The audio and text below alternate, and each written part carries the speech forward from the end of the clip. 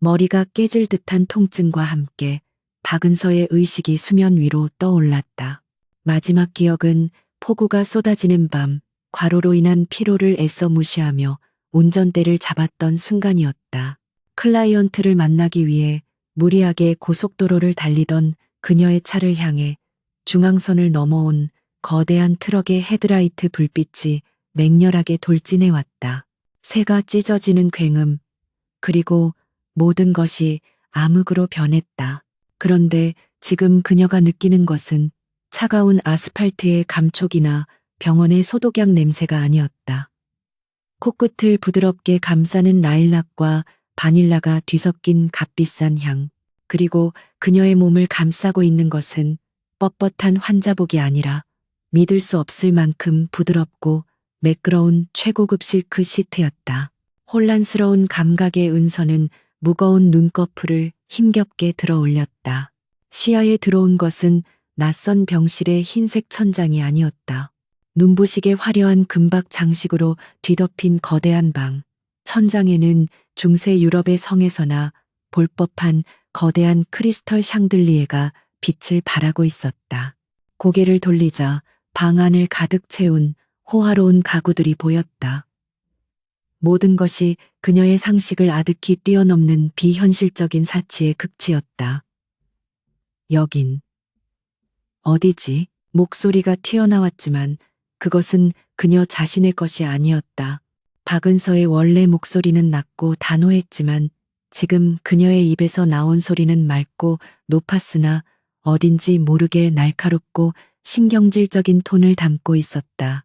은서는 본능적인 공포에 휩싸여 침대에서 비틀거리며 일어났다.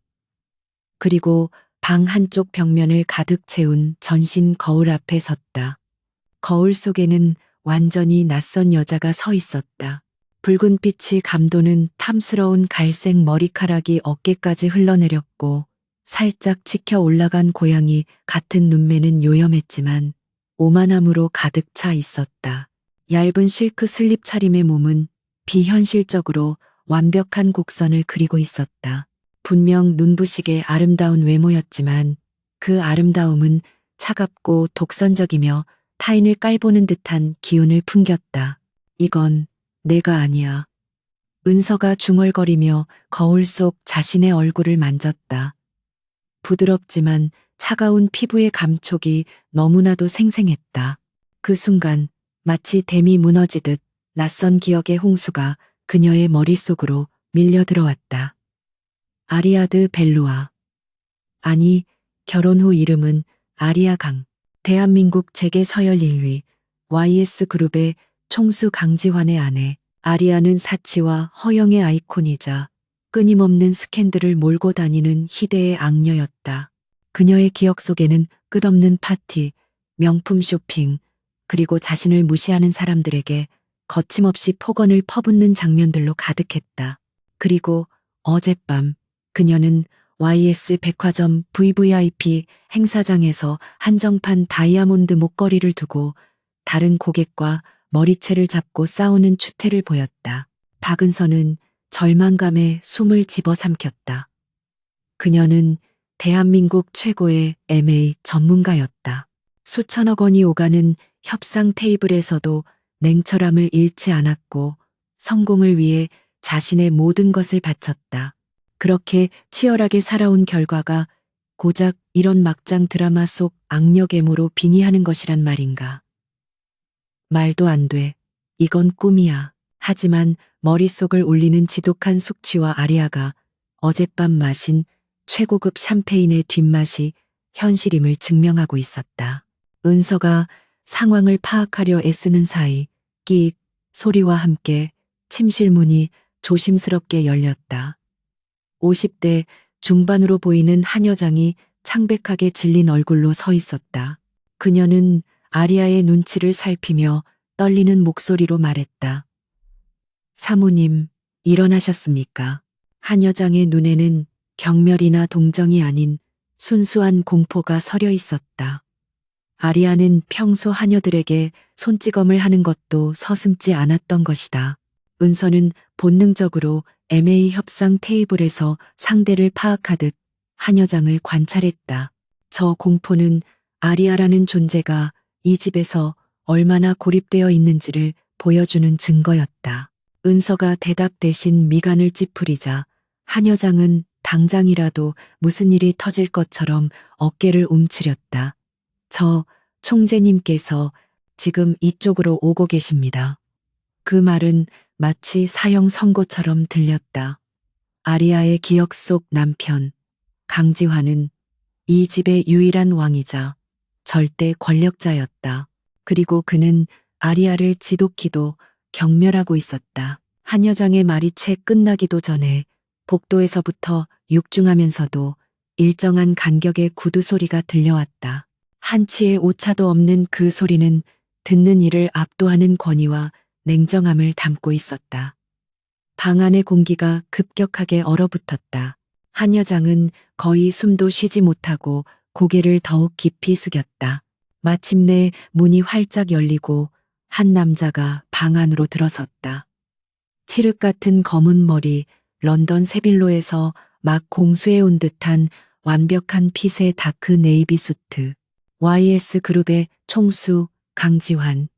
그의 얼굴은 고대 그리스의 조각상처럼 완벽한 비율을 자랑했지만 그만큼이나 차가웠다.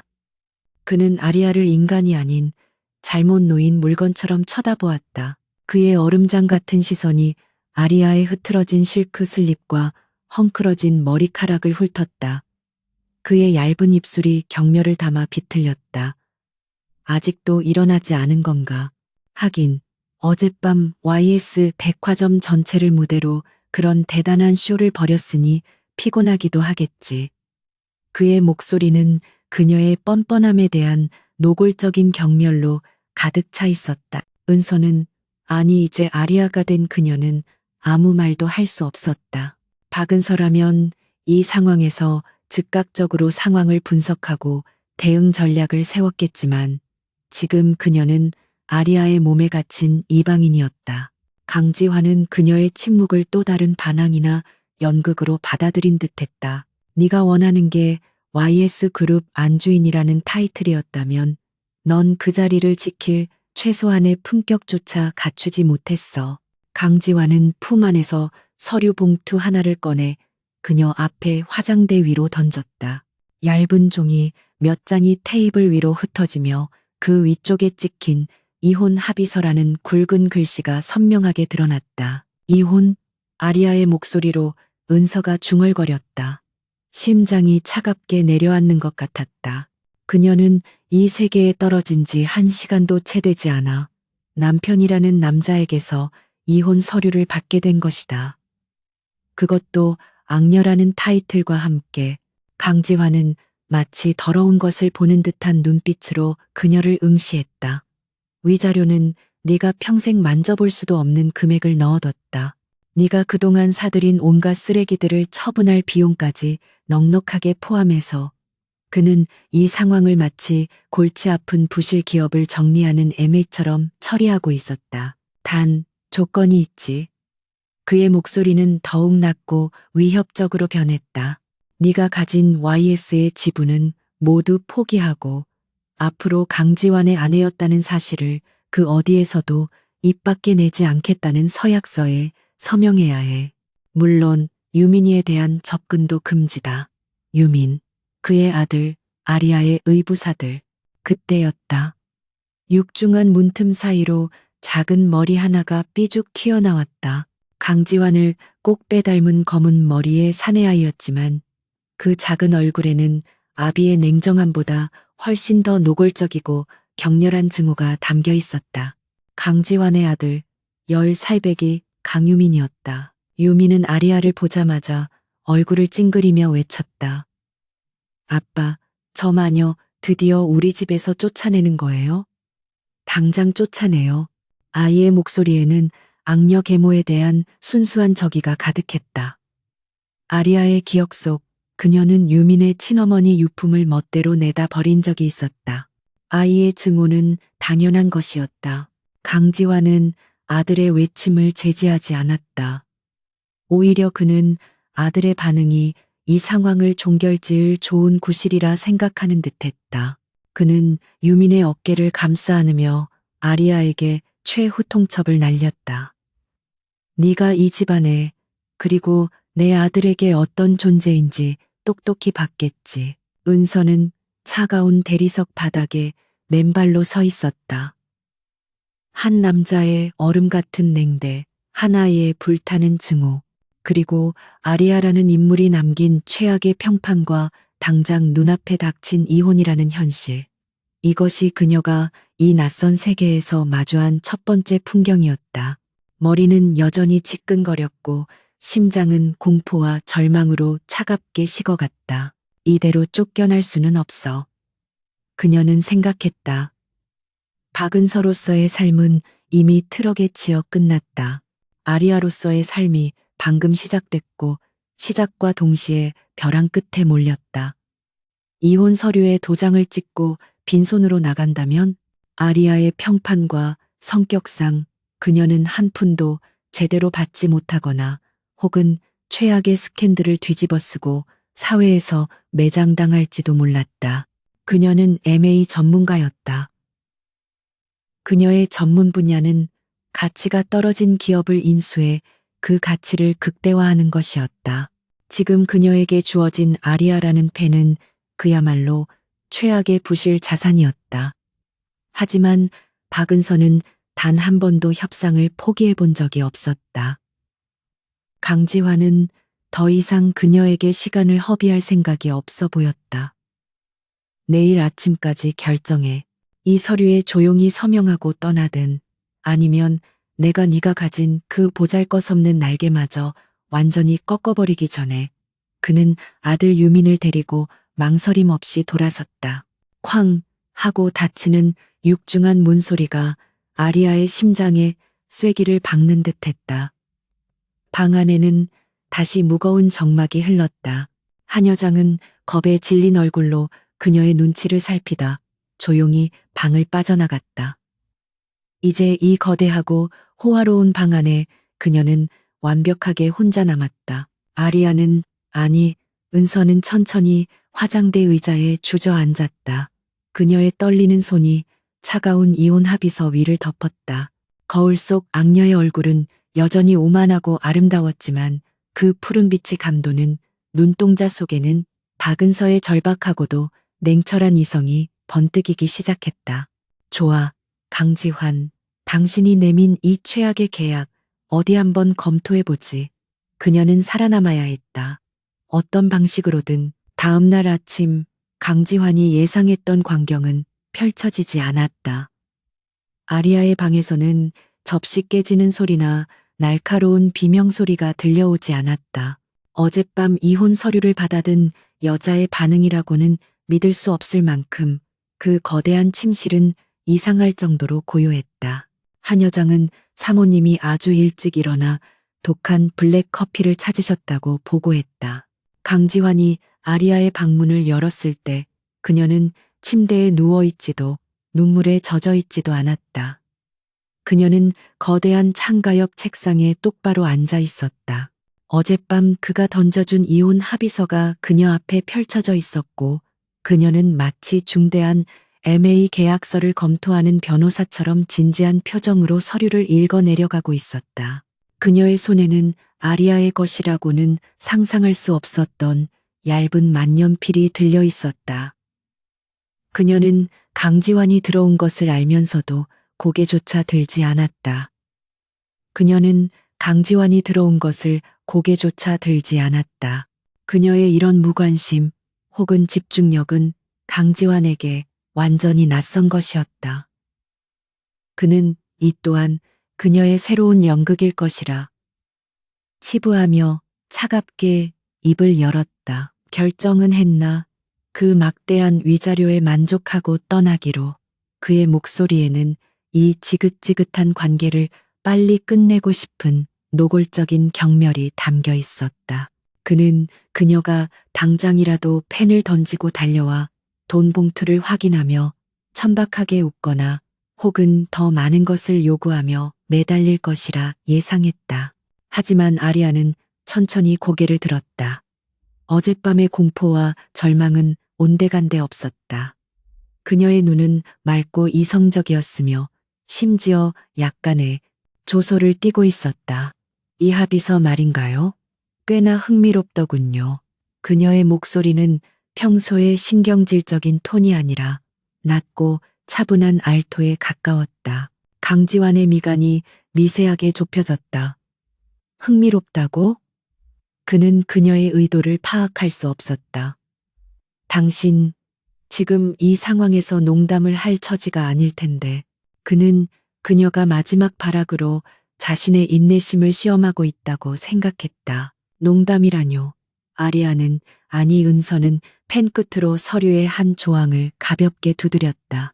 이 합의서는 당신이나 아리아라는 여자를 얼마나 멍청하고 탐욕스러운 존재로 취급하는지 정확하게 보여주고 있어요. 그녀는 서류에서 눈을 떼고 강지환을 똑바로 응시했다. 위자료는 터무니없이 많아요. YS그룹의 법무팀이 작성했다고는 믿기지 않을 만큼 감정적이죠.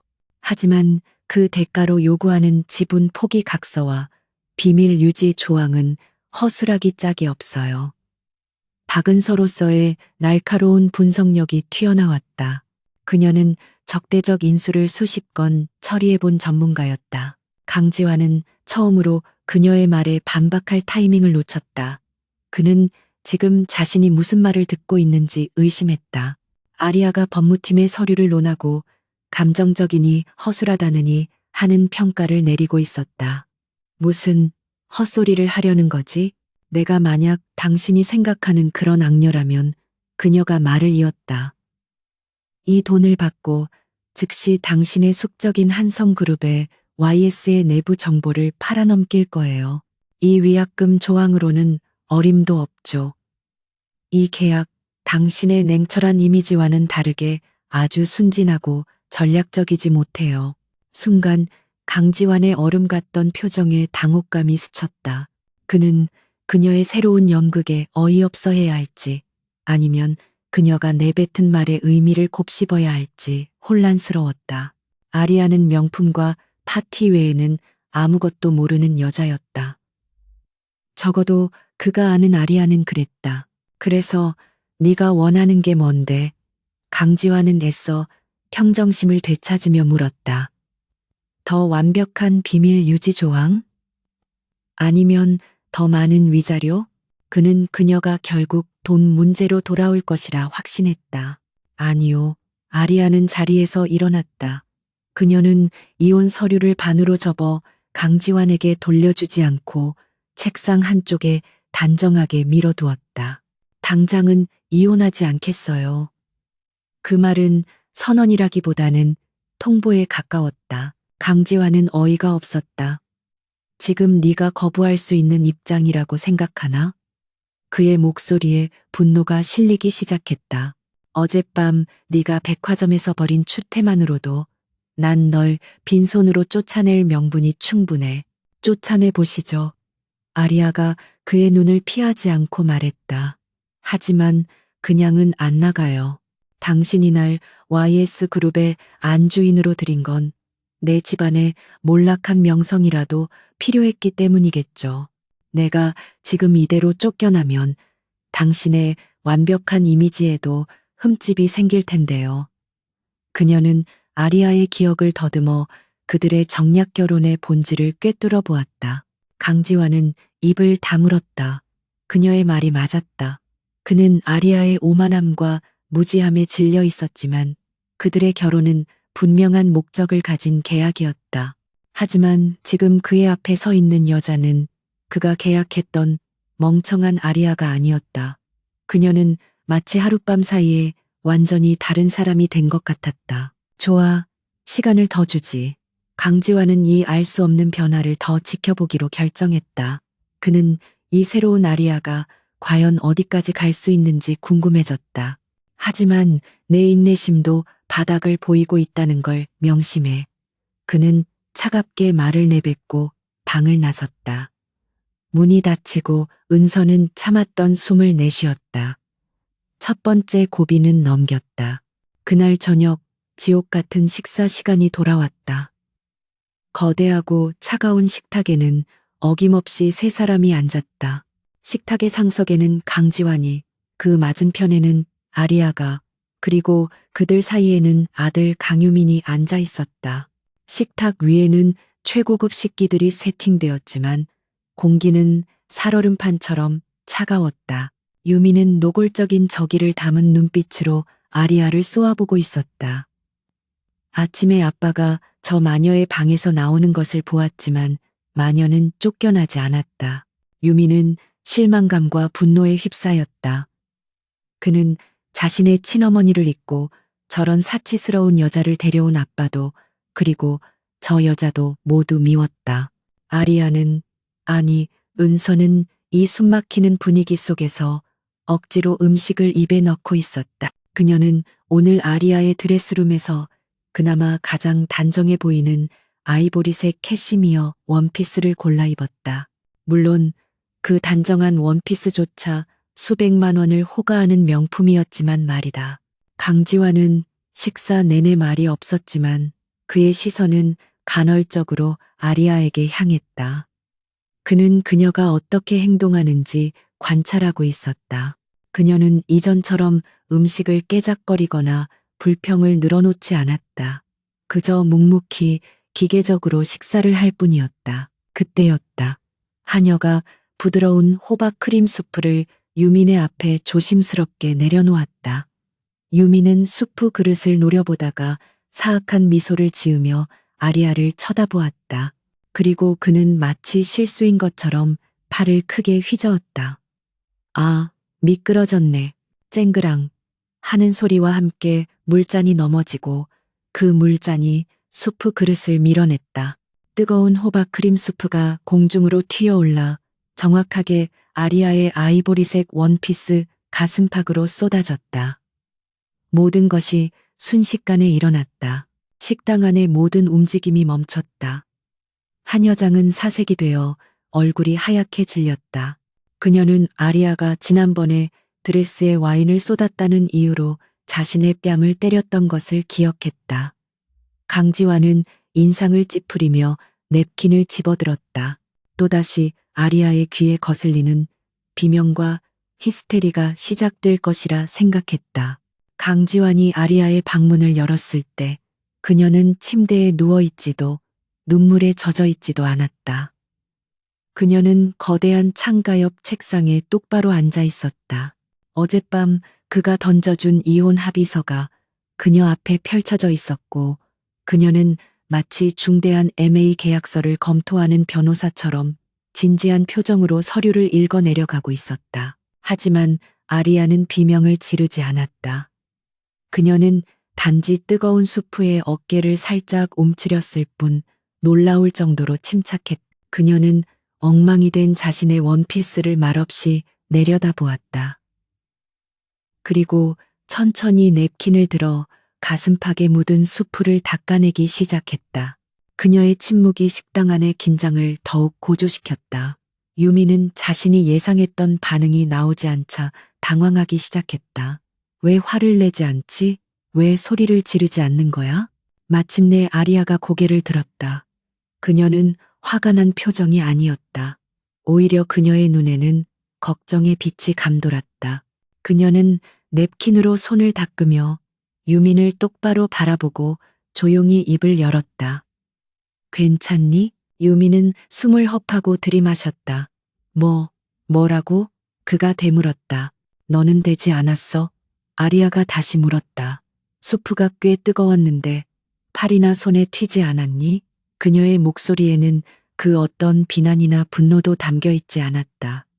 오직 순수한 염려뿐이었다. 그 순간 식당 안의 모든 사람들이 자신의 귀를 의심했다. 강지환조차 굳은 표정으로 아리아를 응시했다.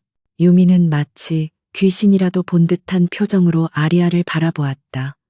자신에게 쏟아질 비난과 욕설 대신 걱정하는 말을 들을 줄은 꿈에도 몰랐다. 유민의 의기양양했던 표정은 온데간데 없이 사라지고 그 자리에는 당혹감과 혼란만이 남았다. 난 괜찮아. 그는 자신도 모르게 더듬거리며 대답했다. 아리아는 그제야 안심한 듯 희미하게 미소 지었다. 다행이구나. 그녀는 자리에서 일어났다. 드레스는 세탁하면 그만이지만 사람은 다치면 큰일이지. 그녀는 한여장을 돌아보며 말했다. 미안하지만 옷을 좀 갈아입어야겠어요. 그리고 유민이 놀랐을 테니 따뜻한 우유 한 잔 부탁해요. 그녀는 엉망이 된 원피스를 입고도 조금도 흐트러짐 없는 자세로 꼿꼿하게 식당을 걸어 나갔다. 그 누구도 그녀를 붙잡거나 말을 걸지 못했다. 식당에는 무거운 침묵만이 남았다. 유미는 자신이 쏟은 수프 그릇을 멍하니 바라보았다. 가슴 한구석이 이상하게 간지럽고 불편했다. 강지환은 그녀가 사라진 문 쪽을 바라보며 깊은 생각에 잠겼다. 그의 얼음장 같던 눈에 처음으로 경멸이 아닌 알 수 없는 호기심이라는 감정이 떠올랐다. 이 여자 정말로 변한 걸까? 수프 사건 이후 강씨 저택의 공기는 기묘하게 변했다. 팽팽한 긴장감은 여전했지만 그 결이 달라졌다. 강유미는 그날 이후 아리아를 노골적으로 피했다. 복도에서 마주칠 기미만 보여도 쏜살같이 자기 방으로 도망쳤고 식사 시간에도 그녀의 눈을 똑바로 쳐다보지 못했다. 하지만 그 작은 머리는 분명히 그녀가 보지 않는 틈을 타 몰래 그녀를 관찰하고 있었다. 강지환 역시 마찬가지였다. 그는 아리아라는 존재를 예측 불가능한 변수로 규정하고 주시했다. 아침에 그녀가 이혼 서류를 논하던 냉철함, 그리고 저녁에 아들의 도발을 침착하게 받아넘기던 생경한 모성애. 그 두 가지 모습은 그가 알던 아리아와는 그 어떤 접점도 없었다. 그는 비서를 시켜 그녀의 최근 모든 동향을 보고받았지만 보고 내용은 더욱 미궁이었다. 사모님께서는 도서관에서 시간을 보내셨습니다. 비서의 보고에 지환은 코웃음 쳤다. 도서관, 아리아가 패션 잡지가 아니라? 비서는 곤혹스러운 표정으로 답했다. 아닙니다, 총재님. 주로 YS그룹의 초기 역사와 재무제표 관련 서적들을 열람하셨습니다. 그 말에 지환은 처음으로 흥미가 아닌 날카로운 경계심을 느꼈다. 한편 은서, 즉 아리아는 박은서의 생존 본능을 총동원하여 이 낯선 환경에 적응하고 있었다. 그녀는 아리아의 방대한 드레스룸과 보석함을 탐색하는 대신 저택의 도서관에 틀어박혔다. YS그룹의 역사를 공부하는 것은 M.A. 전문가였던 그녀에게는 기본 중의 기본이었다. 적을 혹은 살아남아야 할 터전을 알아야 전략을 세울 수 있었다. 그녀는 또한 아리아의 기억 속에 존재하는 인물들을 파악하려 했었다. 하지만 아리아의 기억은 온통 파티와 명품, 그리고 강지환에 대한 맹목적인 집착과 증오뿐, 실질적인 정보는 거의 없었다. 그녀는 이 거대하고 차가운 성에서 완벽하게 고립된 섬이었다. 이대로는 안 돼. 내 편이 단 한 명도 없어. 그러던 어느 날 오후, 은서는 저택의 넓은 정원을 산책하다가 오래된 온실 근처에서 한 하녀와 마주쳤다. 일장에서 그녀에게 공포에 질려 있던 바로 그 한여장이었다. 그녀는 박 여사로 불렸고 이 저택에서 가장 오래 일한 사람이었다.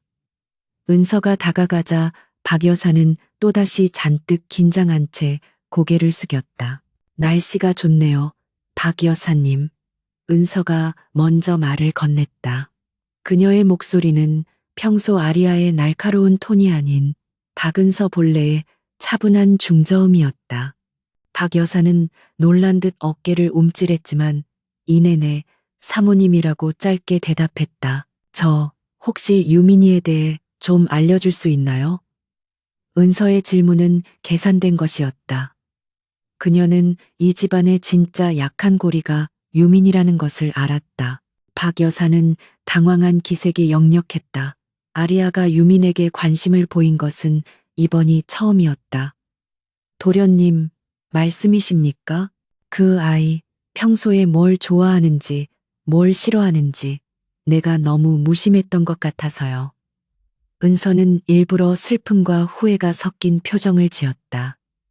연극이었지만 그 안에는 이 낯선 세계에 떨어진 이방인의 진솔한 외로움도 담겨 있었다. 박 여사는 오랫동안 아리아를 바라보았다. 의심과 경계로 가득했던 그녀의 눈빛이 아주 미세하게 흔들렸다. 도련님은 사실 그녀는 망설이다가 입을 열었다. 내일이 생신이십니다. 생일? 은서가 되물었다. 아리아의 기억 속 유민의 생일은 존재하지 않았다. 네, 하지만 총재님은 늘 바쁘셔서 잊으시고 사모님께서도 따로 챙기신 적이 없으셨죠. 박 여사의 목소리가 낮아졌다. 그럼 누가 챙겨주죠? 아무도 없습니다. 박 여사는 씁쓸하게 말했다.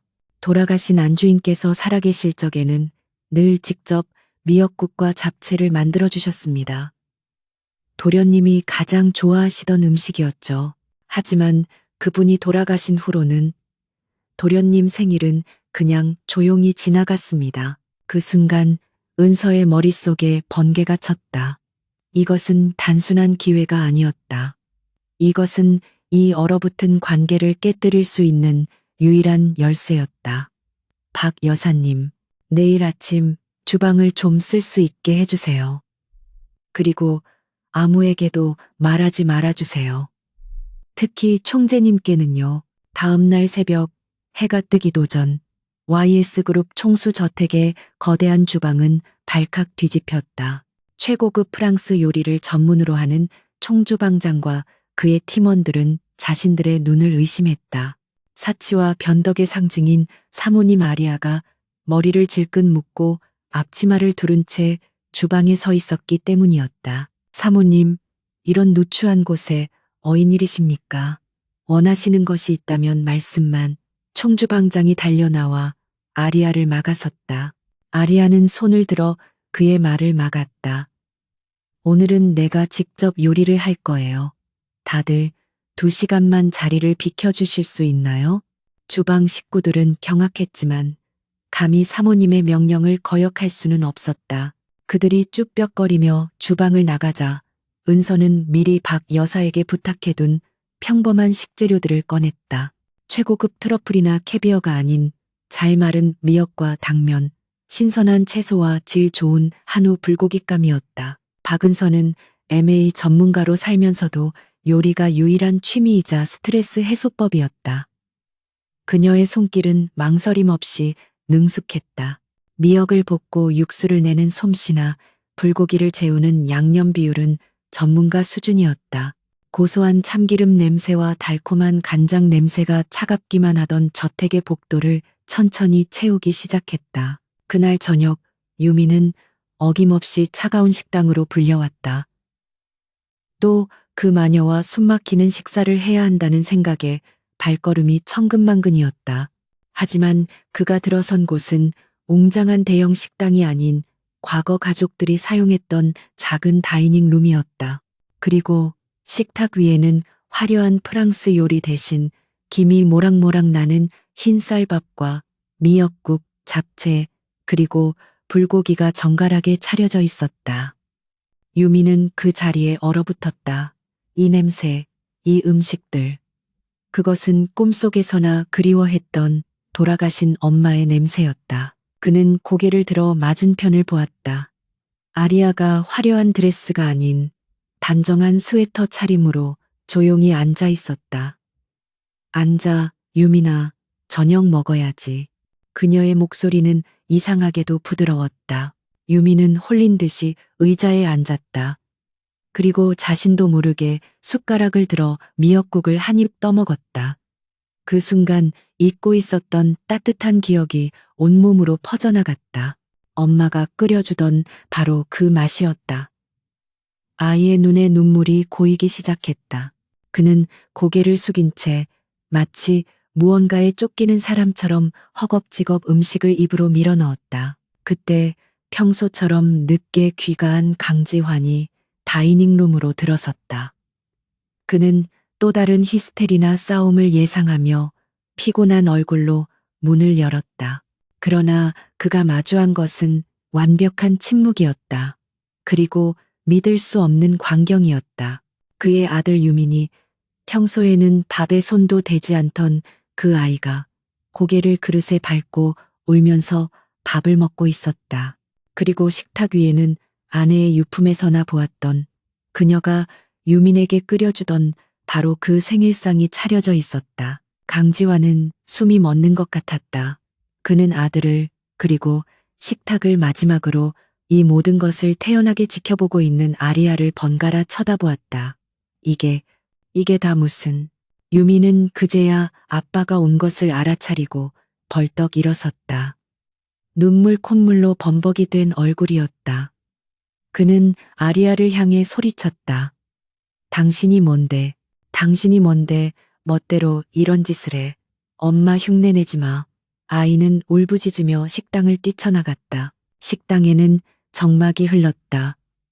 강지환은 여전히 충격에서 벗어나지 못한 채 아리아를 노려보았다.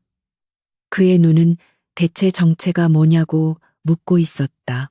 은서는 유민이 뛰어나간 문을 바라보다가 천천히 강지환을 향해 고개를 돌렸다. 그녀의 표정은 담담했다. 오늘 유민이 생일이더군요. 잊으신 것 같아서요. 그녀는 자리에서 일어났다. 당신 목도 따로 데워두었어요. 늦은 저녁이라도 챙겨 드세요. 그녀는 강지환을 지나쳐 식당을 나갔다. 강지환은 차갑게 식어버린 식당에 홀로 남겨졌다. 그는 아들이 먹다 남긴 그릇과 자신을 위해 따로 남겨진 따뜻한 미역국 한 그릇을 번갈아 바라보았다.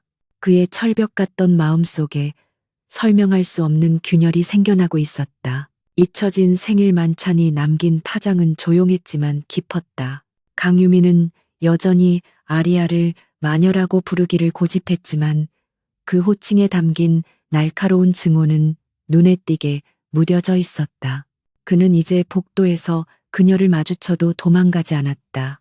대신 고슴도치처럼 가시를 세운 채 그녀를 빤히 쳐다보다가 그녀가 말을 걸기 전에 재빨리 제 방으로 들어가 버리곤 했다. 그 작은 등에는 저기가 아닌 혼란스러움이 가득했다. 강지환의 변화는 더욱 복잡했다. 그는 비서에게 하던 아리아에 대한 일일 감시 보고를 중단시켰다. 대신 그는 자신의 눈으로 직접 그녀를 관찰하기 시작했다. 아침 식사 자리에서 그녀는 더 이상 패션 잡지를 뒤적이지 않았다.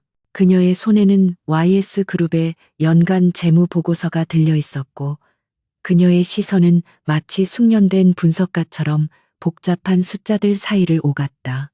그는 아들이 몰래 훔쳐보던 아리아의 뒷모습, 그리고 재무 보고서를 읽는 그녀의 진지한 옆모습을 번갈아 보며 깊은 혼란에 빠졌다. 며칠 전까지만 해도 백화점에서 추태를 부리던 여자가 하룻밤 사이에 MA 전문가처럼 변해 있었다. 그는 이 모든 것이 자신을 속이기 위한 고도의 연극일지도 모른다고 의심하면서도 동시에 그 연극에 불가해한 호기심을 느끼는 자신을 발견했다. 그러던 어느 날 강씨 일가의 본가에서 열리는 분기별 가족 모임 소집장이 날아왔다. YS그룹의 실질적인 상황이자 강지환의 유일한 혈육인 고모 강욱희 명예회장이 주최하는 자리였다. 그 자리는 아리아에게 언제나 지옥과도 같았다. 아리아는 그곳에서 늘 자신의 천박한 출신과 사치스러운 행실을 조롱당했고 그때마다 히스테리를 부려 강지환의 체면을 구기곤 했다. 강지환은 서재에서 아리아를 불렀다. 내일 저녁 모임. 무슨 뜻인지 알겠지. 그의 목소리는 여전히 차가웠지만 이전의 노골적인 경멸 대신 딱딱한 경고가 담겨 있었다. 죽은 듯이 가만히 있다와 네가 입을 여는 순간 모든 게 엉망이 될 테니까. 그는 그녀의 변화를 아직 신뢰하지 않았다. 가만히 있다오라. 아리아가 아니 은서가 그의 말을 나직이 되뇌었다. 그게 당신이 원하는 건가요? YS그룹 총수의 아내가 남편의 고모 앞에서 벙어리처럼 앉아있는 것? 그녀는 창밖을 바라보며 말했다. 그녀의 목소리에는 반항이 아닌 순수한 질문이 담겨 있었다. 강지환은 순간 말문이 막혔다. 그는 늘 그녀에게 입 다물어라고 말해왔지만 지금처럼 논리적인 반문을 받아본 적은 없었다. 말대꾸할 시간에 내일 입을 드레스나 골라. 그는 결국 가장 익숙한 방식으로 대화를 차단하고 말았다. 다음 날 저녁 강씨 일가의 본가는 묵직한 권위와 위선적인 긴장감으로 가득 차 있었다. 수십억 원을 호가하는 예술품들로 가득 찬 연회장에는 강씨 일가의 반개 친척들까지 모두 모여 있었다. 그 중심에는 휠체어에 앉아 있지만 그 누구보다 강력한 아우라를 뿜어내는 강옥희 명예회장이 있었다. 그녀는 YS그룹의 창업 공신이었고 지금은 그룹의 자선재단을 관리하며 마쿠에서 실권을 행사하고 있었다. 강지환과 아리아가 연회장에 들어서자 모든 시선이 그들에게 집중되었다. 특히 아리아에게로. 사람들은 그녀가 오늘은 또 어떤 추태를 부릴지 기대 반, 우려 반의 눈빛으로 바라보았다. 하지만 아리아는 그들의 예상을 깨고 화려한 보석이나 노출이 심한 드레스 대신 짙은 남색에 단아하면서도 기품 있는 실크 드레스를 입고 있었다. 최소한의 진주 장식만이 그녀의 목을 빛냈다. 강옥희는 이 모든 상황이 못마땅하다는 듯 하고 혀를 찼다. 그녀는 조카인 강지환이 자신을 제치고 총수 자리에 오른 것을 평생의 한으로 여기고 있었다. 그리고 그 조카의 유일한 약점이라고 생각하는 저 천박한 아내 아리아를 경멸했다. 그녀는 아리아를 이용해 지환을 흔들 계획이었다. 식사가 시작되고 어색한 침묵 속에서 식기 부딪히는 소리만 울려 퍼졌다. 마침내 강옥희가 입을 열었다. 그녀의 목소리는 늙었지만 쇠처럼 날카로웠다. 그래, 세아가. 요새는 백화점의 발길을 끊었다면서 YS 플라자 VVIP 라운지 실적이 반토막 났다고 아우성이더구나. 연회장 안의 공기가 순간 싸늘하게 식었다. 그것은 아리아가 최근 벌인 백화점 난동 사건을 상기시키는 노골적인 모욕이었다. 모든 친척이 아리아의 반응을 살피며 숨을 죽였다. 강지환은 미간을 찌푸리며 와인잔을 들었다. 그녀가 또다시 소리를 지르며 이 자리를 망칠 것이라 예상했다. 그러나 아리아는 미동도 하지 않았다. 그녀는 우아하게 냅킨으로 입가를 닦고는 강옥희를 향해 부드럽게 미소 지었다. 어머, 고모님, 그런 것까지 신경 써주시다니 감사합니다. 그녀의 목소리는 맑고 또렷했다. 하지만 걱정 마세요. 제가 쇼핑을 줄인 덕분에 YS 플라자의 마케팅팀이 새로운 VVIP 고객을 발굴하느라 더 열심히 일하게 되었다더군요. 위기는 곧 기회라고 하잖아요? 그녀의 대답에 연회장에는 미묘한 정적이 흘렀다. 예상했던 히스테리가 아닌 재치 있는 대응이 돌아왔기 때문이었다. 강옥희의 눈썹이 꿈틀거렸다. 이 정도로는 부족하다고 생각한 그녀는 다음 공격을 이어갔다. 하긴, 천성은 어쩔 수 없는 법이지. 비싼 옷을 걸친다고 해서 그 속까지 명품이 되는 건 아니니까. 이것은 아리아의 보잘것없는 출신을 겨냥한 명백한 인신공격이었다. 강지환의 표정이 굳어졌다. 그가 아리아를 경멸하는 것과 타인이 자신의 아내를 모욕하는 것은 별개의 문제였다. 그가 막 입을 열어 이 무례한 상황을 제지하려던 순간 아리아가 먼저 나섰다. 고모님, 말씀이 맞아요. 아리아가 차분하게 말했다. 천성은 쉽게 변하지 않죠. 마치 아무리 자선이라는 이름으로 포장해도 그 속에 숨겨진 탐욕은 결국 드러나게 되는 것처럼요. 뭐라고? 강옥희의 목소리가 처음으로 흔들렸다. 아리아는, 아니, MA 전문가 박은서는 지난 며칠간 도서관에서 파고든 YS그룹의 재무제표를 떠올렸다. 특히 강옥희가 운영하는 자선재단의 불투명한 자금 흐름을 말이다. 제가 최근 YS그룹의 재무 구조를 다시 살펴보고 있어요. 특히 고모님께서 관리하시는 자선재단의 장부가 아주 인상적이더군요. 그녀는 강지환을 포함한 모든 사람이 들을 수 있도록 또렷하게 말했다. 그렇게 막대한 금액을 기부하시면서도 재단의 현금 흐름을 일정하게 유지하시는 비결이 정말 궁금해요. 특히 몇몇 유령 법인으로 흘러들어간 자금의 용도가요. 연회장의 공기는 이제 얼어붙는 정도가 아니라 깨져버릴 것 같았다. 아리아의 말은 횡령이라는 단어만 빼고 모든 것을 말하고 있었다. 그녀는 강옥희의 가장 아픈 곳을 정확하게 찔렀다. 강옥희는 자신이 무시하던 저 천박한 계집이 자신의 비밀 장부를 꿰뚫어 보고 있다는 사실에 경악했다. 그녀의 얼굴이 하얗게 질렸다. 강지환은 옆자리에 앉은 아내를 완전히 새로운 눈으로 바라보았다. 그는 지금 꿈을 꾸고 있는 것 같았다. 자신의 유일한 약점이라고 생각했던 아내가 자신의 가장 강력한 정적을 단 몇 마디 말로 완벽하게 제압해버렸다.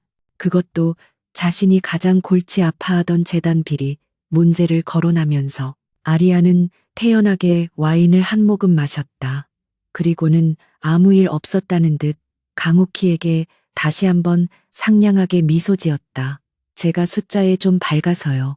언제든 도움이 필요하시면 말씀하세요. 고모님. 그날 밤 본가에서 저택으로 돌아오는 차 안은 숨막히는 침묵으로 가득 찼다. 강지환은 운전대를 잡은 채 단 한마디도 하지 않았다. 그의 시선은 정면을 향해 있었지만 그의 모든 신경은 옆자리에 앉은 아리아에게 쏠려 있었다. 저택에 도착하고 차가 멈춰섰다. 유미는 이미 잠들어 있었고 하인들이 그를 방으로 데려갔다. 현관 로비에 단둘이 남게 되자 강지환이 마침내 아리아를 돌아보았다. 그의 얼음장 같던 눈동자가 이제는 이해할 수 없는 혼돈과 강렬한 호기심으로 흔들리고 있었다. 당신, 그가 낮게 입을 열었다. 당신, 대체 누구지? 당신, 대체 누구지? 강지환의 낮은 목소리가 텅 빈 로비에 울렸다.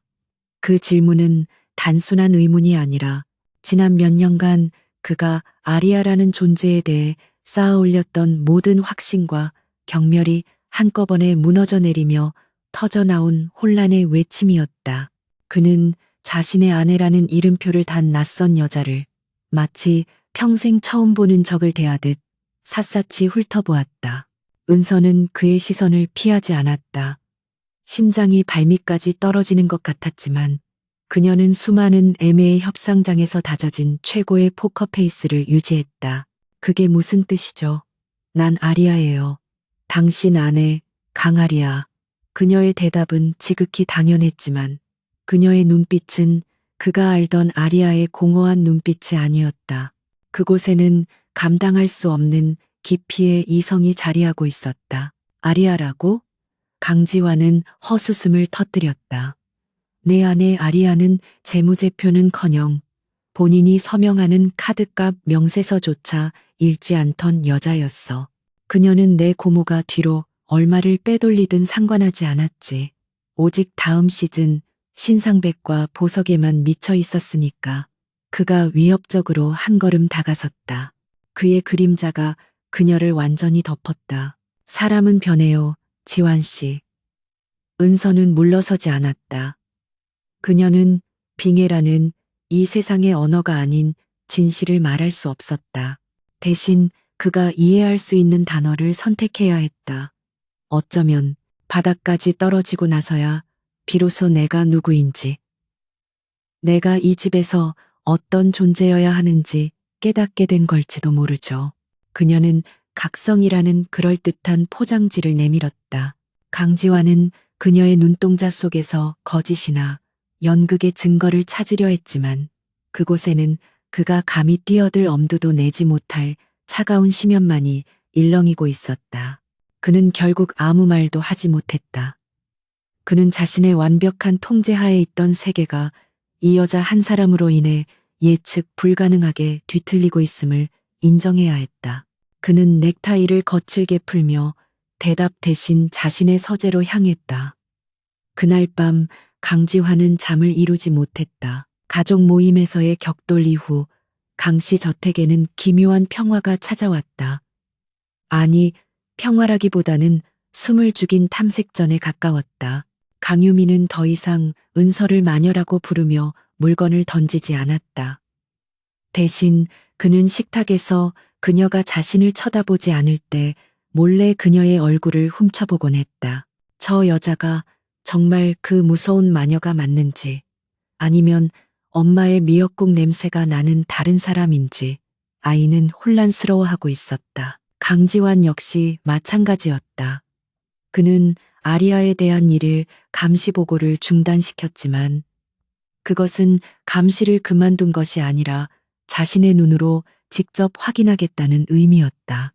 그는 서재의 CCTV 모니터를 통해 도서관에서 YS그룹의 방대한 자료를 읽고 있는 아리아를, 정원에서 유민이 노는 모습을 멀찍이 지켜보는 아리아를 관찰했다. 그녀의 모든 움직임에는 낭비가 없었고 그가 알던 아리아의 천박한 흥분이나 변덕은 찾아볼 수 없었다. 그날 밤 모든 것을 뒤바꿀 사건이 터졌다. 늦은 밤, 마치 하늘이 찢어진 듯 거센 비바람이 저택의 창문을 세차게 두드렸다. 몇 년 전 유민의 친어머니가 빗길 교통사고로 세상을 떠났던 그날 밤과 지독하게도 닮은 날씨였다. 은서는 잠이 오지 않아 침실 스탠드에 의지한 채 강옥희가 운영하는 자선재단의 자금 흐름도를 다시 그려보고 있었다. 이 집에서 살아남기 위해, 아니, 어쩌면 이 집을 지키기 위해 그녀는 자신만의 무기를 갈고 닦는 중이었다. 엄마, 안 돼요. 가지마, 싫어. 바로 그때 2층 복도 끝에서 정적을 깨는 날카로운 비명이 터져 나왔다. 유민의 방이었다. 그것은 단순한 잠투정이 아니었다. 목이 찢어질 듯한, 영혼까지 공포에 질린 아이의 절규였다. 은서는 본능적으로 펜을 내던지고 맨발로 방을 뛰쳐나갔다. 차가운 대리석 복도는 창밖에서 터지는 번갯불로 인해 순간순간 창백하게 빛났다. 유민의 방문이 거칠게 열리고 얇은 잠옷바람에 작은 형체가 어둠 속에서 뛰쳐나왔다.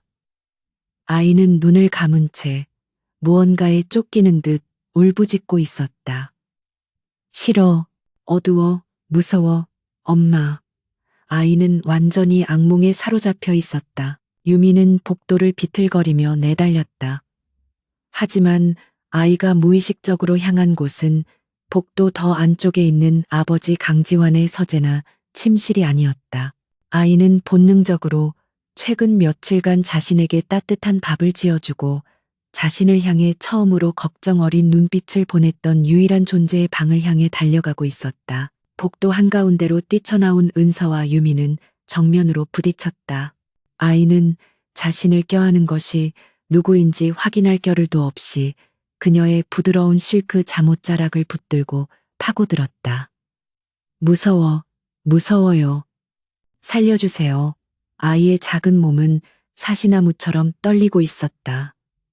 그 작은 몸에서 뿜어져 나오는 절박한 공포가 은서에게 고스란히 전해졌다. 만약 원래의 아리아였다면 어땠을까? 그녀는 비명을 지르며 이 더럽고 귀찮은 방해물을 밀쳐냈을 것이다. 혹은 아이의 뺨을 때리고 다시는 자기 방에 오지 말라고 저주를 퍼부었을 것이다. 하지만 은서는 아니었다. 그녀는 망설임 없이 차가운 복도 바닥에 무릎을 꿇고 공포에 질린 작은 몸을 자신의 품으로 꽉 끌어안았다. 괜찮아, 유민아, 괜찮아. 은서는 아이의 등을 토닥이며 주문처럼 속삭였다. 그녀의 목소리는 낮고 차분했으며 그 어떤 공포도 뚫고 들어갈 만큼 단단한 안정감을 지니고 있었다. 하지만 아이의 울음소리는 쉽게 그치지 않았다. 아이는 악몽에서 깨어나지 못한 채 발버둥 쳤다. 은서는 아이를 안아든 채 자신의 침실로 향했다. 유민의 방보다 따뜻하고 밝은 조명이 있는 곳이었다. 그녀는 유민을 푹신한 침대에 앉히고 두꺼운 캐시미어 담요로 아이의 몸을 꽁꽁 감쌌다. 악몽을 꾼 거구나. 아주 무서운 꿈이었나 봐. 그녀는 아이의 땀으로 젖은 머리카락을 부드럽게 쓸어넘겼. 엄마가 차에 피가 너무 많았어요. 아이는 횡설수설하며 다시 울음을 터뜨렸다. 친어머니의 끔찍한 사고 장면이 아이의 트라우마로 깊게 자리 잡고 있었던 것이다. 그동안 강지환도 저택의 그 누구도 이 상처를 제대로 들여다보지 않았던 것이다. 은서는 가슴이 아파왔다. 그녀는 아이의 차가운 두 손을 자신의 따뜻한 손으로 꼭 잡았다. 괜찮아. 그건 꿈이야. 지금 여기는 안전해. 그녀는 아이와 눈을 맞췄다. 봐. 나는 여기 있고 너도 여기 있어. 우린 안전해. 그녀의 확신에 찬 목소리에 유민의 울음소리가 점차 잦아들기 시작했다. 아이는 여전히 끄끄거렸지만 공포에 질린 눈동자에 초점이 돌아오고 있었다. 내가 이야기 하나 해줄까? 은서가 조심스럽게 물었다. 유미는 대답 대신 눈물이 그렁그렁한 눈으로 그녀를 바라보았다. 은서는 그것을 긍정의 의미로 받아들였다. 그녀는 자신이 어릴 적 할머니에게 들었던 아주 오래되고 조금은 시시하지만 따뜻했던 별을 지키는 숲속의 작은 곰에 대한 이야기를 시작했다. 이야기는 특별할 것 없었다. 길을 잃은 아기 곰이 숲속 친구들의 도움을 받아 안전한 동굴을 찾는 지극히 평범한 이야기였다. 하지만 그녀의 나직하고 따뜻한 목소리는 아이의 긴장된 신경을 천천히 이완시켰다. 유민의 거친 숨소리가 점차 고르게 변해갔다. 아이는 그녀의 손을 놓지 않은 채 어느새 그녀의 무릎을 베고 스르르 다시 잠이 들었다. 은서는 아이가 깰까봐 움직이지도 못하고 그저 작은 등을 규칙적으로 토닥여 주었다. 창밖의 비바람 소리가 아득하게 멀어지는 것 같았다. 그녀는 이 낯선 세계에서 처음으로 누군가에게 필요한 존재가 되었다는 기묘한 충족감을 느꼈다. 바로 그때였다. 유민의 첫 번째 비명 소리는 저택 전체에 울려 퍼졌다. 서재에서 늦은 시간까지 아리아가 던져준 강옥희 재단 문제를 파고 있던 강지환도 그 소리를 들었다. 그는 무슨 일이 터졌음을 직감하고 즉시 2층으로 달려왔다. 한 여장이 겁에 질린 얼굴로 그를 맞았다. 도련님께서 비명을. 그리고 사모님 방 쪽으로. 강지환은 최악의 상황을 상상했다. 아리아가 유민에게 손을 댔거나 아이가 그 여자 때문에 상처받았을지도 모른다는 생각에 심장이 차갑게 식었다. 그는 아리아의 침실 문을 거칠게 열어젖힐 기세로 다가갔다. 하지만 그가 도착했을 때 문은 이미 살짝 열려 있었다. 그리고 그는 그 자리에 얼어붙었다. 그가 본 것은 비명이나 싸움, 혹은 자신이 상상했던 그 어떤 끔찍한 광경도 아니었다. 그의 아들 유민이 그토록 아리아를 증오하고 밀어내던 아들이 그녀의 무릎을 베고 세상 모르게 평화로운 얼굴로 새근새근 잠들어 있었다. 그리고 그녀는 그런 아들의 머리카락을 더없이 부드럽고 조심스러운 손길로 쓰다듬고 있었다. 창밖의 번개불이 순간 그 장면을 밝혔다. 그것은 그가 감히 상상조차 해본 적 없는 지극히 평화롭고 따뜻한 광경이었다. 아리아는 너무나도 자연스럽게 아이를 돌보고 있었고 아이는 그런 그녀에게 완벽하게 의지해 있었다. 마치 그들이 아주 오랫동안 그래왔던 엄마와 아들인 것처럼. 은서는 문 밖의 시선을 느낀 듯 천천히 고개를 들었다. 그녀의 눈이 문틈에 돌처럼 굳어서 있는 강지환과 마주쳤다. 그녀는 놀라지 않았다. 그저 쉬타는 신용으로 검지 손가락을 자신의 입술에 가져다 대며 아이가 깨지 않도록 조용히 하라는 무언의 신호를 보냈다. 그 순간 강지환은 자신이 아리아라는 여자에 대해 가지고 있던 마지막 방어벽, 마지막 이성의 끈이 쾅하고 무너져 내리는 것을 느꼈다. 각성이든 연극이든 그것은 더 이상 중요하지 않았다. 저 여자는 방금 자신의 아들을 지옥 같은 악몽에서 구해냈다. 그가 단 한 번도 해주지 못했던 방식으로. 그의 얼음 같던 심장 가장 깊은 곳에서 뜨거운 무언가가 천천히 그리고 거부할 수 없이 녹아내리기 시작했다. 그날 밤 아리아의 침실문 앞에서 강지환이 목격한 광경은 그의 남은 이성을 완전히 마비시켰다. 아이를 향한 아리아의 몸짓은 계산된 연기가 아니었다. 그것은 혹독한 훈련이나 지독한 모성애 없이는 불가능한 본능에 가까운 헌신이었다. 그는 그날 밤 자신의 서재로 돌아갔지만 더 이상 강옥희의 장부 따위는 눈에 들어오지 않았다. 그의 머릿속은 온통 저 여자는 누구인가라는 단 하나의 질문으로 가득 찼다. 다음 날 아침 지환은 비서에게 전례 없는 지시를 내렸다. 마담, 아리아의 모든 카드 사용 내역과 최근 동향을 다시 조사해. 단, 그녀가 눈치채지 못하게. 그리고 그녀의 과거, 그러니까 나와 결혼하기 전에 모든 기록을 다시 가져와. 그는 아리아가 변한 것이 아니라 처음부터 자신이 무언가를 속고 있었을지도 모른다는 생각에까지 미쳤다. 결과는 며칠 뒤에 나왔고 그 내용은 강지환을 더욱 깊은 미궁 속으로 빠뜨렸다. 비서가 가져온 보고서는 놀라웠다. 총재님, 사모님의 카드 내역입니다. 보고서의 첫 장은 예상대로였다. 수천만 원, 수억 원을 호가하는 명품과 보석 구매 내역이 가득했다.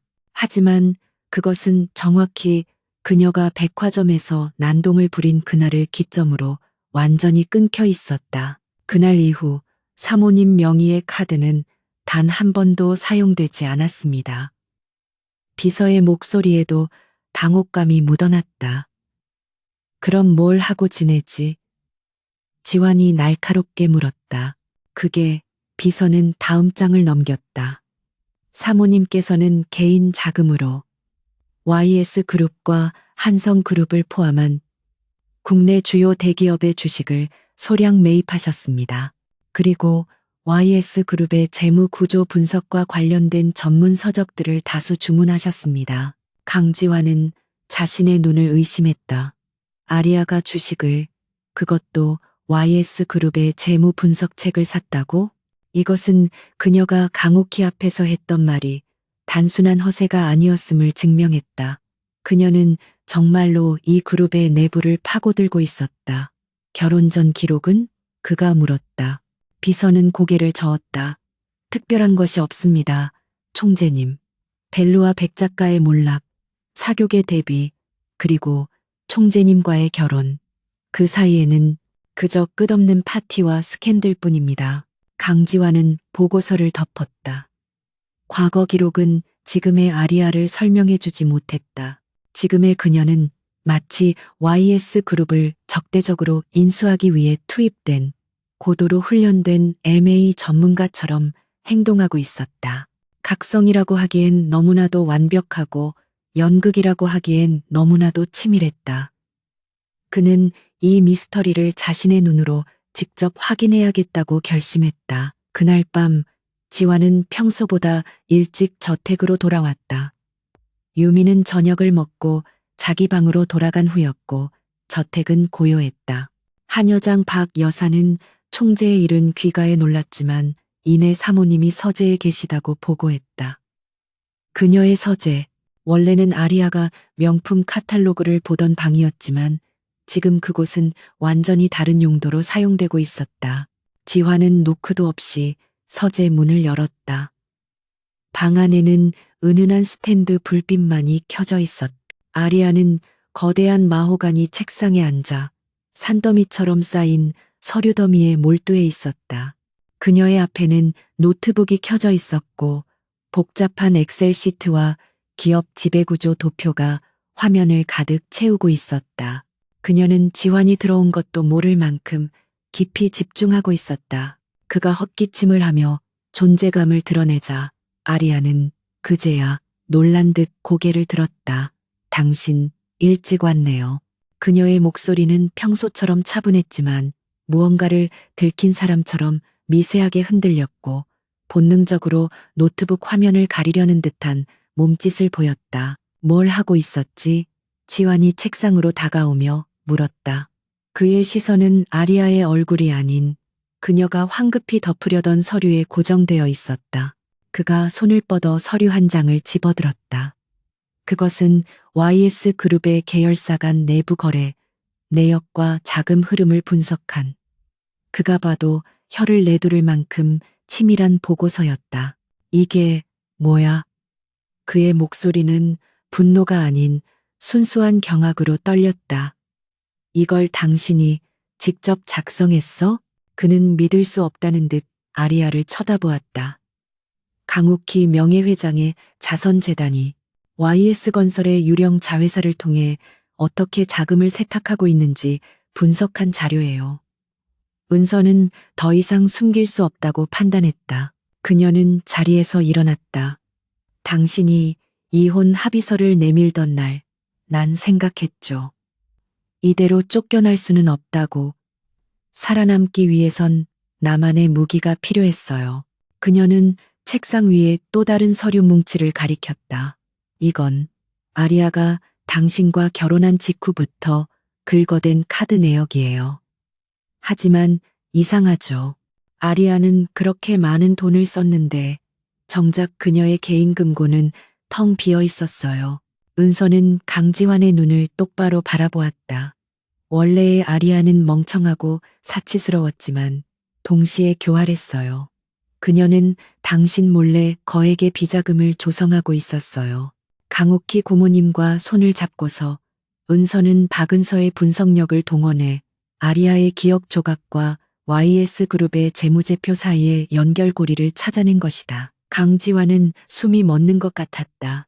그는 아리아가 강옥희의 꼭두각시 노릇을 하며 돈을 빼돌리고 있었다는 사실을 어렴풋이 짐작은 했지만 그 규모와 방식을 정확히 알지 못했다. 그런데 지금 그의 아내가, 그가 가장 경멸했던 그 여자가 그 모든 증거를 눈앞에 펼쳐놓고 있었다. 당신. 강지환의 목소리가 잠겨 있었다. 그는 아리아에게 한 걸음 더 다가섰다. 이제 두 사람의 거리는 한 뼘도 채 되지 않았다. 당신, 정말로, 누구야? 그것은 사장 마지막의 질문과 같았지만 이번에는 완전히 다른 무게를 담고 있었다. 그것은 더 이상 의심이 아니라 경이로움에 가까운 질문이었다.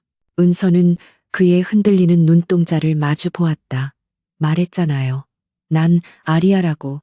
하지만 당신이 알던 그 아리아는 아니에요. 그녀는 더 이상 물러서지 않았다.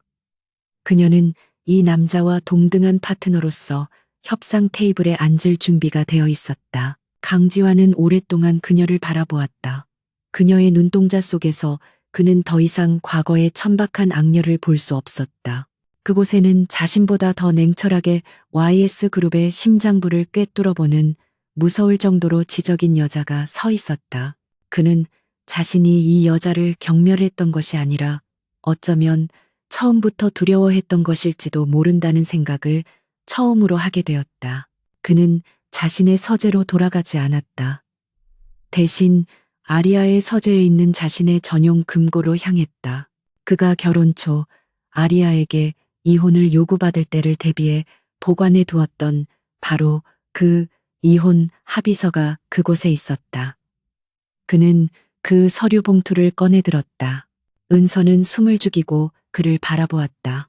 그가 마침내 결정을 내린 것이라 생각했다. 이 모든 증거에도 불구하고 그는 결국 가짜인 자신을 버리고 진짜 악녀의 흔적을 지우려 하는 것이라고. 그녀의 손이 차갑게 식어갔다. 하지만 강지환의 행동은 그녀의 예상을 완벽하게 벗어났다. 그는 이혼 합의서 봉투를 그녀가 보는 앞에서 망설임 없이 반으로 찢어버렸다. 종이가 찢어지는 날카로운 소리가 서재의 정적을 갈랐다. 그는 찢어진 서류 조각들을 책상 위 쓰레기통에 처박았다. 이혼은 없어. 그가 단호하게 말했다. 은서는 자신의 귀를 의심했다. 뭐라고요? 강지환은 그녀에게 다시 다가섰다. 이번에는 그의 눈에 혼란이나 경악이 아닌 차가운 결단과 뜨거운 열망이 동시에 타오르고 있었다. 이혼 합의서 대신 새로운 계약을 제안하지. 그는 책상 위에 흩어져 있던 강옥희의 비리 증거 자료들을 손으로 쓸어 모았다. 당신은 YS그룹의 재물을 꿰뚫어 받고 난 YS그룹의 힘을 쥐고 있어. 강옥희는 우리 둘의 공동의 적이고 그는 그녀의 어깨를 잡았다. 그의 손길은 더 이상 그녀를 밀어내려는 것이 아니라 붙잡으려는 의지로 가득했다. 더 이상 가짜 아내, 가짜 엄마 노릇은 그만해. 당신의 그 무서운 머리와 통찰력, YS그룹을 지키는 데 써. 내 아내, 그리고 내 아들 유민이의 진짜 엄마가 되어줘. 그의 목소리는 명령이었지만 동시에 애원에 가까웠다. 이건 더 이상 이혼을 전제로 한 쇼가 아니야. 이건 강지환과 아리아, 우리 두 사람이 맺는 진짜 파트너십, 진짜 동맹이야. 그는 그녀의 대답을 기다렸다. YS그룹의 임시 주주총회장. 대한민국의 재계를 움직이는 거물들이 모두 모인 그곳의 공기는 얼음장처럼 차가웠다. 단상에 선 강지환의 얼굴은 굳어 있었고 그 맞은편 주주들 가장 앞줄에 앉은 강옥희 명예회장은 휠체어에 앉아 있었음에도 불구하고 마치 승리한 장군처럼 여유로운 미소를 짓고 있었다. 그녀가 YS그룹의 경영권을 찬탈하기 위한 마지막 쿠데타를 시작한 것이었다. 존경하는 주주 여러분, 강옥희 측의 변호사가 일어나 격앙된 목소리로 외쳤다. 현재 YS그룹은 심각한 리더십 위기에 봉착해 있습니다. 강지환 총수는 YS 플라자 VVIP 행사장에서 백주대 낮에 난동을 부린 아내를 감싸고 돌며 그룹의 이미지를 실추시켰습니다. 스크린에는 원래의 아리아가 버렸던 과거의 추태가 담긴 사진들이 큼지막하게 떠올랐다. 강옥희가 마이크를 이어받았다. 그뿐만이 아닙니다. 그녀는 슬픔을 가장한 목소리로 말했다. 제 조카 지환이는 사치에 미쳐 판단력이 흐려진 저 여자에게 완전히 휘둘리고 있습니다. YS그룹의 막대한 자금이 저 여자의 변덕스러운 취미 생활에 낭비되고 있습니다. 이런 총수에게 YS의 미래를 맡기실 수 있겠습니까? 장내가 웅성거리기 시작했다. 주주들은 수군거렸고 이사회의 몇몇은 이미 강옥희 쪽으로 기운 듯 노골적으로 강지환을 압박했다. 이것은 명백한 사생활 공격이었지만 경영권 분쟁에서는 가장 치명적인 무기였다. 강지환은 주먹을 쥐었다. 그가 아리아를 감싸는 것이 아니라 이제는 그녀를 신뢰하게 되었다는 것을 이 자리에서 어떻게 증명할 수 있단 말인가. 강지환이 반박을 위해 입을 열려던 바로 그 순간이었다. 이에 있습니다. 총회장 가장 뒷자리에서 크고 또렷하지만 지극히 차분한 목소리가 울려 퍼졌다. 모든 시선이 소리가 난 곳으로 향했다. 그곳에는 화려한 드레스나 보석이 아닌 완벽하게 재단된 짙은 회색 비즈니스 슈트를 입은 아리아가 서 있었다. 그녀는 사치스러운 사모님이 아니라 M.A. 전문가 박은서의 모습이었다. 아리아는 천천히 단상을 향해 걸어 나왔다. 그녀의 또각거리는 구두 소리가 장내의 모든 소음을 압도했다. 그녀는 주주들을 향해 가볍게 목례를 한 뒤 강옥희를 똑바로 바라보며 마이크를 잡았다. 강옥희 명예회장님, 제가 사치에 미쳐 판단력이 흐려졌다고 하셨지요. 네, 맞습니다. 과거에 저는 철없고 사치스러웠습니다. 그녀는 자신의 과거를 순순히 인정했다. 장래는 다시 한번 술렁였다. 강지환조차 긴장한 채 그녀를 바라보았다. 하지만 그 사치 덕분에 저는 숫자에 아주 밝아졌습니다.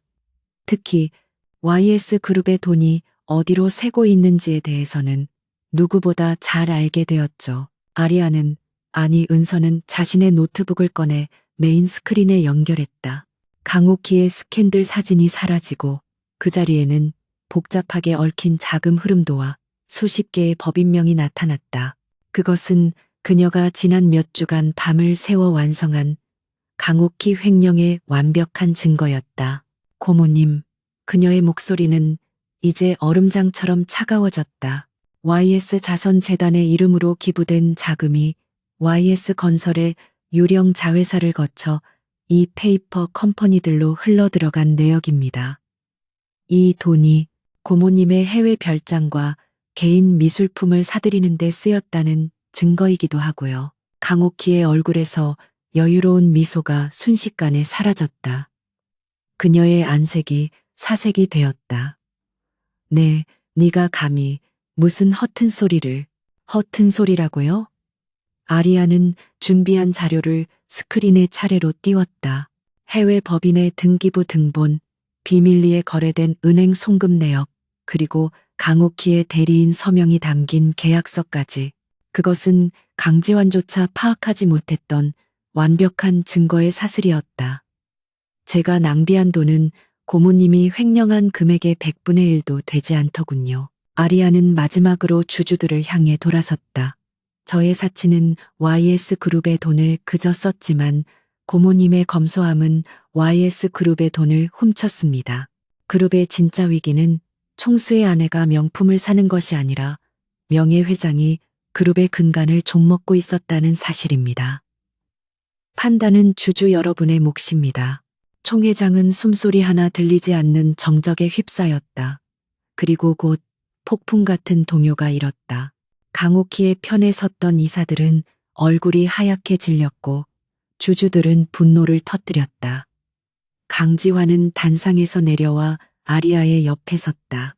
그는 아내를 경멸의 대상이 아닌 경이로움과 자부심이 가득한 눈으로 바라보았다. 강옥희의 해임안과 재단에 대한 즉각적인 검찰 수사 의뢰 안건은 만장일치로 통과되었다.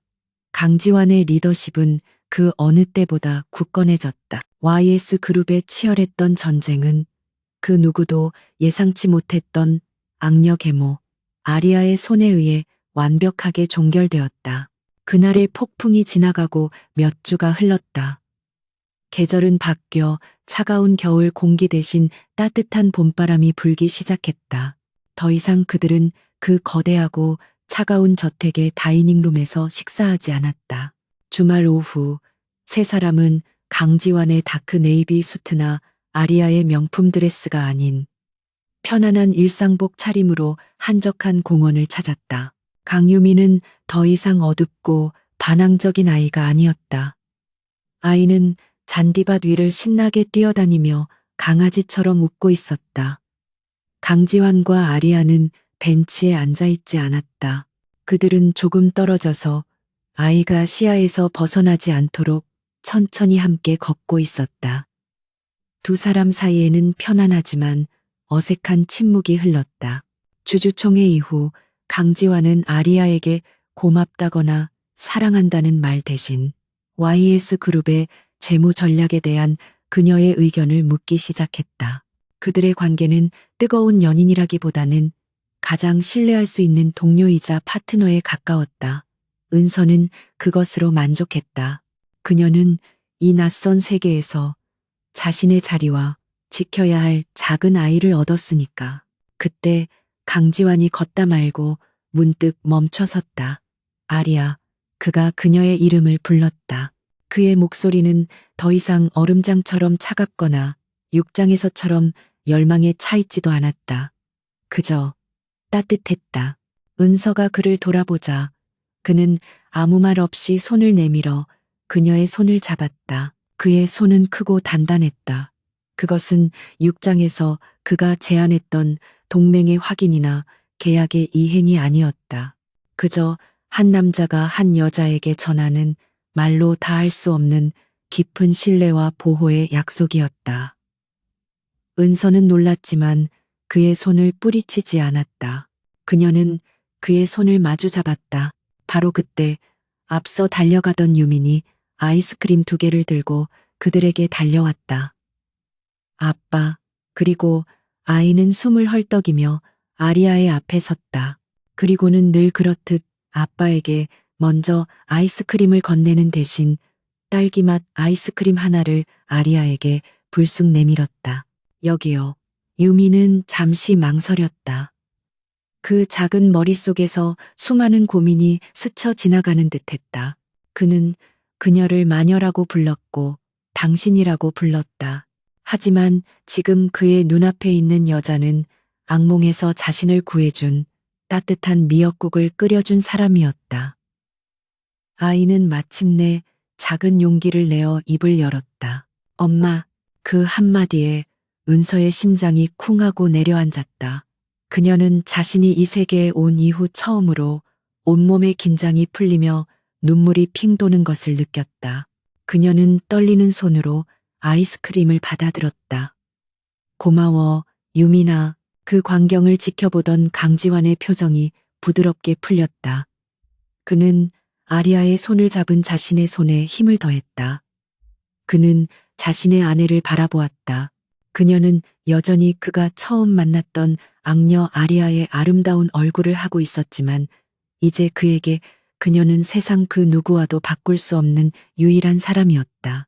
강지환의 얼음장 같던 눈동자. 그곳에는 더 이상 경멸이나 의심 혹은 혼란은 없었다. 그저 제목 그대로 뜻밖에도 자신의 아들과 자신을 구원한 이 여자를 향한 깊고도 완전한 사랑만이 가득 차 있었다. 은서는, 아니 아리아는 마침내 이 낯선 세계에서 자신의 진정한 가족을 찾았다.